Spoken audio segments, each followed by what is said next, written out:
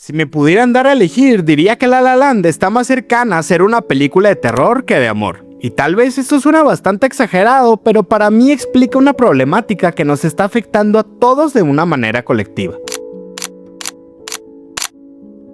Como generación, hemos terminado romantizando muchísimo el sufrimiento, especialmente cuando se trata de relaciones amorosas. Sentirse mal se convirtió hasta cierto punto en una comodidad emocional muy rara, y no digo que antes no existiera el desamor o las canciones tristes, obviamente esto siempre ha existido, pero no creo que se haya sentido tan común el convertir el dolor romántico en una estética.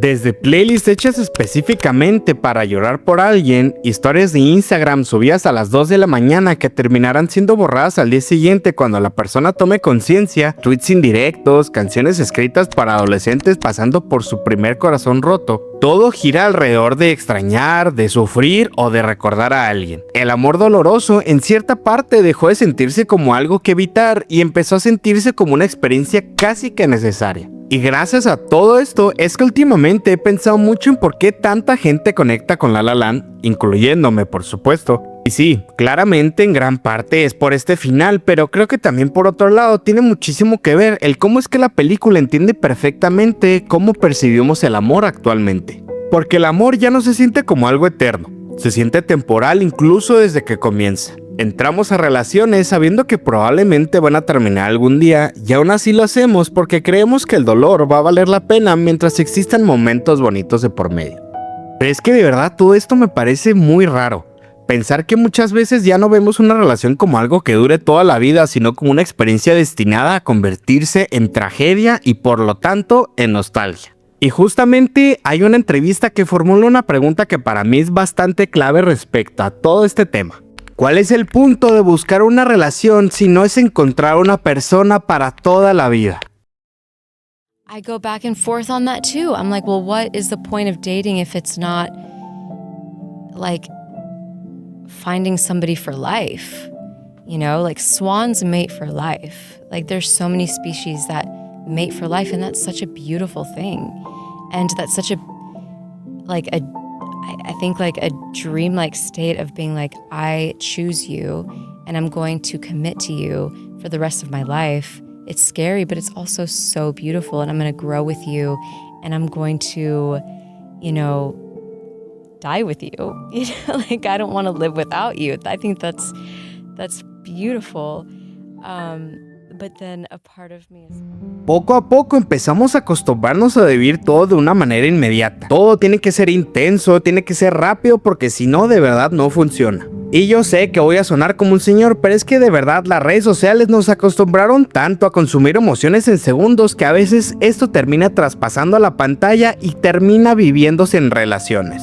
Puede que suene muy estúpido, pero algo tan simple como el decirle te amo a alguien debería sentirse importante. Debería, a mi parecer, decirse con cuidado, tampoco tan exagerado como pasa en las películas cuando este momento cambia por completo la relación, pero debería parecer un peso que hoy en día ya no existe. Hay personas que se dicen te amo después de 2 semanas y después terminarán al mes por cualquier tontería y seguirán su vida como si nada de esto hubiera pasado. Y no lo digo desde un punto de vista moralista, pero simplemente se me hace muy triste saber que palabras tan fuertes empezaron a sentirse tan rápidas y tan desechables. Como si el amor de una manera muy extraña hubiera terminado adaptándose a toda esta necesidad de la inmediatez. Momentos forzados, atención instantánea y felicidad temporal es algo que abunda. Y cuando algo deja de sentirse emocionante constantemente, pareciera que automáticamente perdió su valor. Supongo que es por eso que ahora muchísimas relaciones se sienten más como algo pasajero que como una conexión realmente duradera.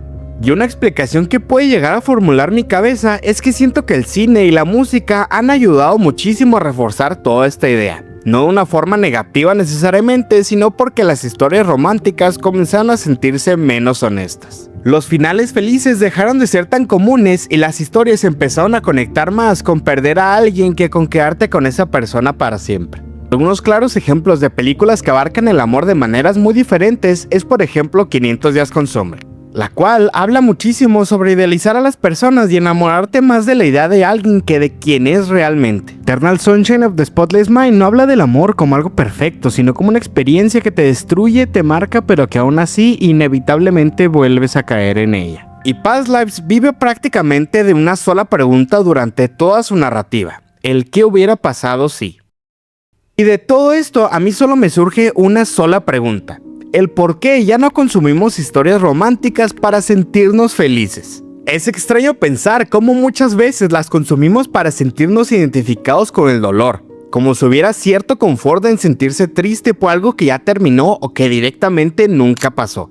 Y tampoco es como que las películas nos ayuden a pensar de una manera diferente, porque siguiendo con el ejemplo de La La Land, aquí no nos cuentan que Mia y Sebastian no eran el uno para el otro. De hecho, esto es justamente todo lo contrario. Se aman muchísimo, se entienden y encajan mutuamente, pero aún así, de una manera prácticamente irónica, la relación no funciona. Estamos acostumbrados a pensar que si dos personas se aman, entonces las cosas deberían de funcionar automáticamente. Es bastante lógico, ¿no? Que amar mucho a alguien debería ser suficiente para quedarse con esa persona. Pero la película nos deja claro que esto no siempre es así, que a veces el amor es real y aún así no termina de ser suficiente. Y obviamente que esto da muchísimo miedo, porque de verdad existe algo muy vulnerable dentro de toda esta idea.